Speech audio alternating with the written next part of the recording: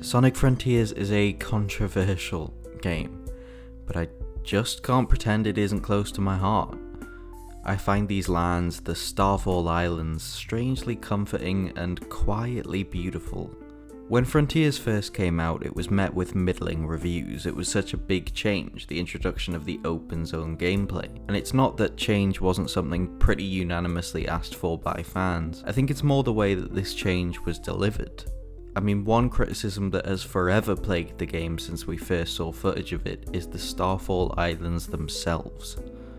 Fundamentally, it felt a little like Sonic Team were taking Sonic in a pseudo Breath of the Wild direction with the open zones, except they were swapping the stylized, beautiful landscapes of Breath of the Wild for a more realistic, rugged approach. I don't think realistic environments are always a bad thing, but I think the way Frontiers fills them is the root of the criticism. Sparse is the word I would use, as in things, rails, stuff to do.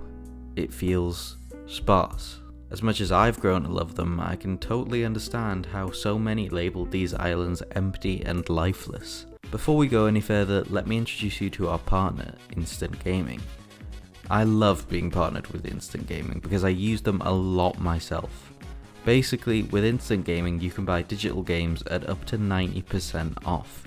I personally use them because they aren't like those other shady key marketplaces. Instant Gaming source their keys direct from authorized resellers and have 24/7 customer support. If you want to save more money, buy more games, and support the channel, you can shop with Instant Gaming at the link in the description. Thank you, Instant Gaming. Now let's get back to the video. The thing about empty environments and me as a player is that they make me feel incredibly vulnerable. I may be wrong, but I think the general consensus about the islands being so empty is that it makes the game ugly or boring, but for me it's more isolating, like physically. I'm a really paranoid person, so the feeling of being so alone also puts me on a weird position of edge, like I feel like I'm too vulnerable and like at any point something could get to me. That was sort of how I felt in my early hours with Frontiers, like there was this loneliness building, and I could feel it physically, like a sort of pressure building up and pushing and prodding and poking at me. I felt a little like I was suffocating. Obviously the emptiness of Sonic Frontiers wasn't the only criticism surrounding the game's release. The game launched with notorious performance issues and infamous pop-in, and combat was often called basic and repetitive, as was side missions, but the emptiness is just the one that mattered most to me. I don't think they purposely made the game feel empty. I don't want to imply that because I feel like in an ideal world, Sonic Team would have loved to fill the islands with so much content that there was always something to do. But I've always felt like the emptiness only actually helps the game narratively. I mean, of course, it depends on how that emptiness impresses upon you. For me, again, I felt lonely and vulnerable. But it felt like I was meant to. I mean, Sonic is effectively alone on the islands. Tails, Amy, and Knuckles are trapped in stasis and you fight Titans to free them. Most of Sonic's genuine interaction ends up being with Sage, an AI programmed by Dr. Eggman. Side note, I love Sage a lot and I can't wait to play as her in Crossworlds. Sonic is isolated while his friends are trapped in their ghost-like holographic forms. So it would make sense that the game would want you to feel vulnerable and lonely. It wants to motivate you to beat the Titans and free your friends. But the other thing about vulnerability is that it makes me more emotionally receptive, and therein lies the real beauty of Sonic Frontiers. While in their ghostly forms, Sonic collects memory tokens to unlock cutscenes with each of his friends. These cutscenes were surprisingly profound. Like, Sonic has some real, deep conversations with his friends, most of them about change and growth, and in particular about knowing when to let go and move forward. This stuff completely blindsided me when I first played the game. I wasn't expecting to be so caught off guard.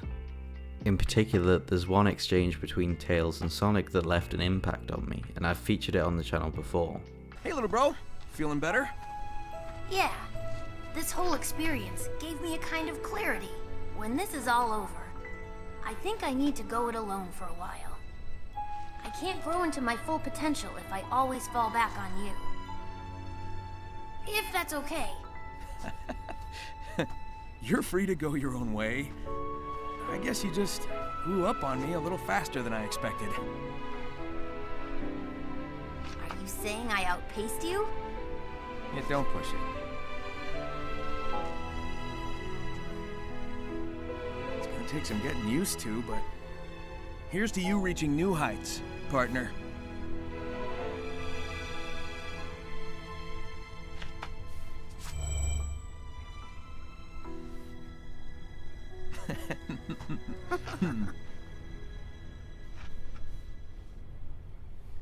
First of all, I won't go into it too much because I already have a video talking about it on this channel, but Tails is one of my favourite Sonic characters, and the room for growth and change that Frontiers allowed him was something that felt really personal to me.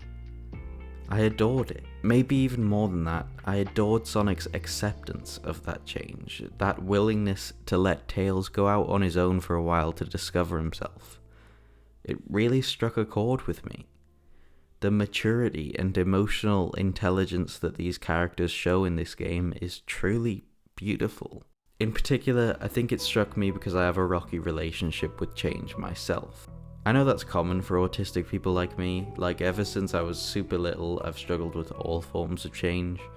Changes as small as the font on the packaging of the food I ate every morning changing would feel huge to me. These things would genuinely put my life on hold until something else began to represent safety.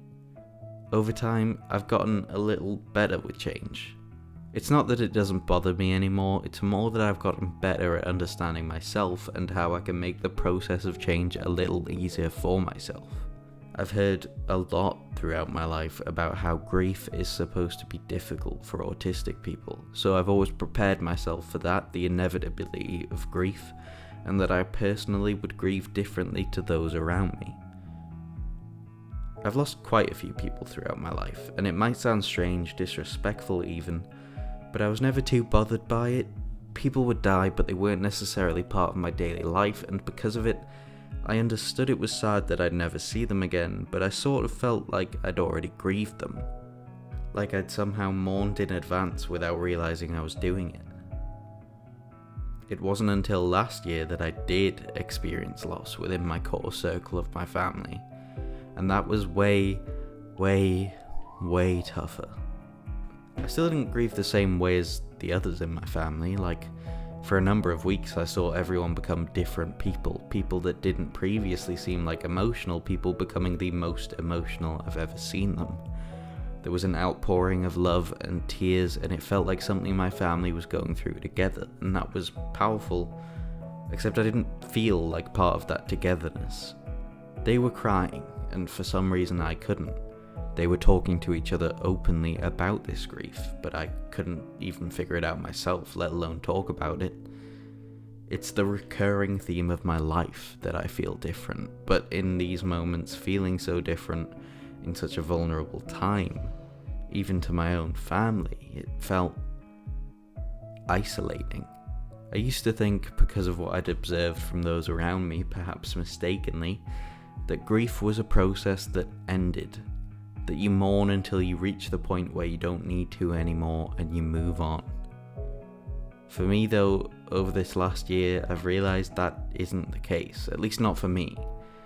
There are still unopened DMs that I can't open because the idea of seeing the words of someone I've lost is so haunting and painful. There are still memories I can't reminisce about without getting down, whether that's angry, sad, anything, it just feels negative. There are still moments hidden in my everyday where I remember, oh, that person isn't around anymore. And the pain of that moment feels as sharp as the day I found out. I was told a lot growing up about how grief is difficult, but that one day it gets easier. And maybe I took that too literally. You see, the best way I can interpret grief and my personal struggle with grief is that it simply feels like change. When something changes in my life, a safe food becomes unsafe, a routine needs to shift, a series that brings me comfort ends, or in this instance, I lose someone close to me, moving on to a new safe food, a new routine, a new show to watch doesn't mean that I suddenly forget that the change happened to begin with. I'm mincing my words a bit, but what I'm trying to say is that life never really does get easier after losing someone. It just changes. Someone who was once here isn't anymore, and my life is forever changed because of it. The last year has not been what I thought it would be. I didn't grieve for a month and suddenly accept and forget about the monumental change that the loss represents.